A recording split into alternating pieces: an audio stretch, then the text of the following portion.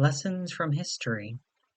What can we, as a species, learn from the threat of hostile extraterrestrials from Columbus's discovery of the New World and the subsequent extermination and subjugation of its native inhabitants? There were many factors behind the colonization of the New World, most of which are readily obvious.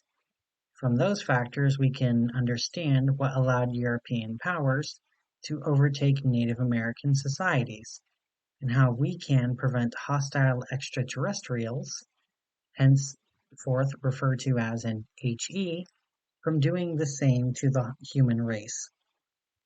The most apparent advantage which Europeans possessed over inhabitants of the New World was much more advanced technology. Europeans had gained gunpowder, powerful navies, propaganda, written records, and countless other inventions during the course of history. On the other side of the Atlantic, complex societies such as the Aztec and Inca empires lacked the wheel and no way of crossing the Atlantic. Due to this technological gap, European monarchies easily and quickly crushed even the most advanced native nations. An equal, if not larger, technological gap would likely exist between the human race and any HEs. This of course assumes the HE contacts the Earth first and not vice versa. An interstellar transport would only be possible with thousands, if not millions of years of technological prowess over humanity. Along with spacecraft, the HEs will likely bring weaponry as of yet not conceived by the human race, medical abilities far beyond our own, to be discussed later, and other inventions we, much like the Native Americans, could not understand at the present date. How then are we to respond to the HE technology? In the same way many native societies responded to European technology, adapting to it. Within several generations, the Comanche tribe of the Great Plains had become skilled on horseback, despite never having encountered them before the arrival of settlers. Many tribes learned to use gunpowder and muskets, along with traditional bows and arrows. In one notable example, the Cherokee silversmith Sequoyah developed an entire syllabary for his people based on the Roman alphabet, despite being unable to read or write. In the same way, the best hope for humanity would be to gain, either forcefully or through negotiation, HE technology. While early usage of weaponry would be restricted to simply using the weapon until it breaks down or is destroyed, efforts would be made to reverse engineer and recreate the item. In the case of the new technology being an abstract concept, e.g., a new system of writing, a new way of government, simple observation and interrogation will help us understand the technology. While technology was a major boon to the European conquest of the New World, the largest killer of Native Americans was European disease. Millions of New World inhabitants died of illnesses such as smallpox, measles, tuberculosis, and cholera. At the same time, very few Europeans died of Native American diseases. This was a result of the crowded living conditions in Europe at the time, in which many people were living very close to each other, rarely bathing, and spreading disease.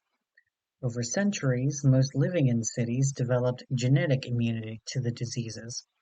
When the first colonists reached the New World, the Native Americans were simply unprepared for such powerful, quick diseases and suffered as a result. Diseases, in the context of pop culture, are often viewed as the quick, easy solution to an alien invasion. One notable example is H. G. Wells' The War of the Worlds, in which bacterial infections killed off the entire invading HE force. Though it makes an excellent deus ex machina, Bacterial infections would likely be of little danger to HEs.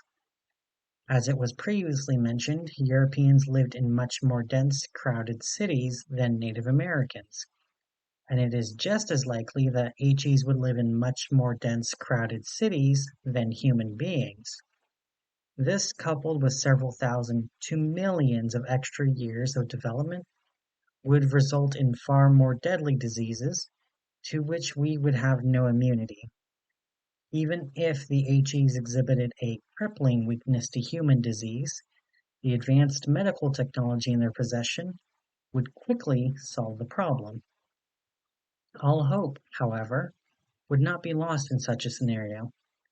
Just as many people today fail to receive vaccination against illnesses which are no longer common, foremost among them smallpox, it can be presumed that HEs would have failed to continue immunization efforts against diseases they considered eradicated.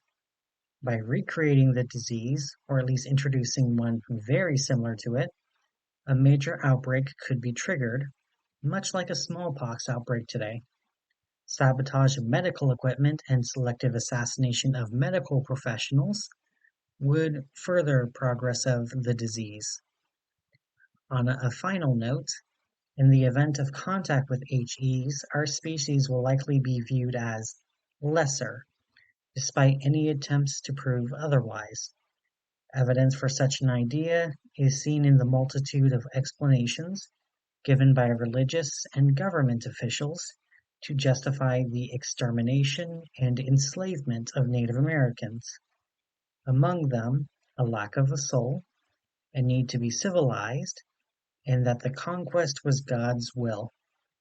HEs will view humans on the whole in the same light and treat our species as such. We must be prepared for this moral system and use it to our advantage. In retaliation, we must remember that an overt attack by HEs would not be a war for hearts and minds, but for all-out conquest.